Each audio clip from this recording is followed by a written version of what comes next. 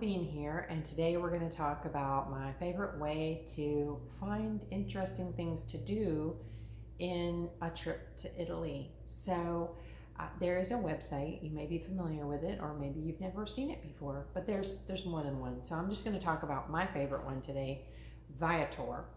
So I think this website is great because it has all sorts of interesting things that I didn't know about. So I started my research with a guidebook, and of course, the guidebooks usually just have all of the standard historical sites, which are great. I want to see those, but sometimes maybe you want to see other things. I went to Viator, and it's really handy the way you can search it. So I plugged in, we've got a trip coming up to Venice, and we're going to be there for 7 days. And so that's a good span of time. So I already looked at the guidebook. I know where all of the well-trodden sites are, and I'm going to do those. But I'm also looking for interesting things. So,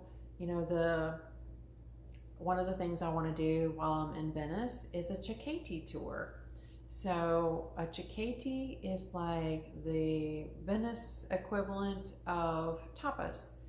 So they have these little snacks in the pubs in the afternoon, and you get a tiny little glass of wine, and you get these little things on toothpicks. And I saw it in a Rick Steves video, and I definitely wanted to do that.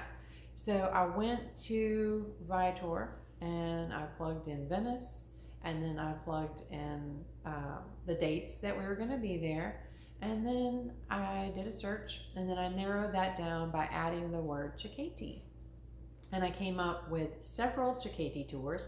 So there were some that featured Cecchettis, where it's just like kind of a side thing that they're doing. Maybe they're going to do a walking tour of this particular neighborhood, and then there's going to be Cecchettis at the end. There were also tours that they were just a Cecchetti tour. So you can see the ones who that describe themselves as the thing you're looking. It also does a deeper look, so that if a tour features partially the thing that you're looking for, those will come up as well. And that can expose you to things you didn't even know you wanted to do. So I think that website is super, super helpful. I used it for our upcoming trip to Venice. So I used it, there were some things that I knew I wanted to do. Like I knew I wanted to go to Murano to see the glass. And I knew I wanted to go to Burano to see the lace.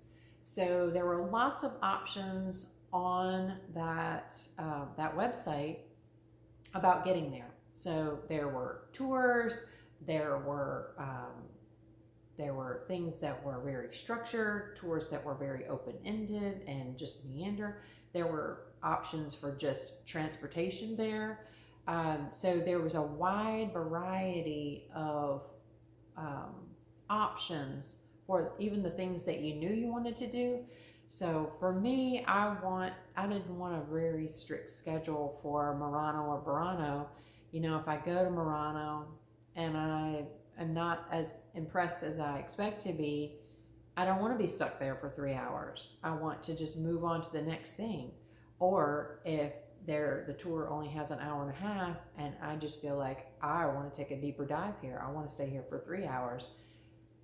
So I wanted something that was a little less structured, and you can see the wide varieties that are available. So if you want something that's super structured, there are options there. They tell you how long the tour is.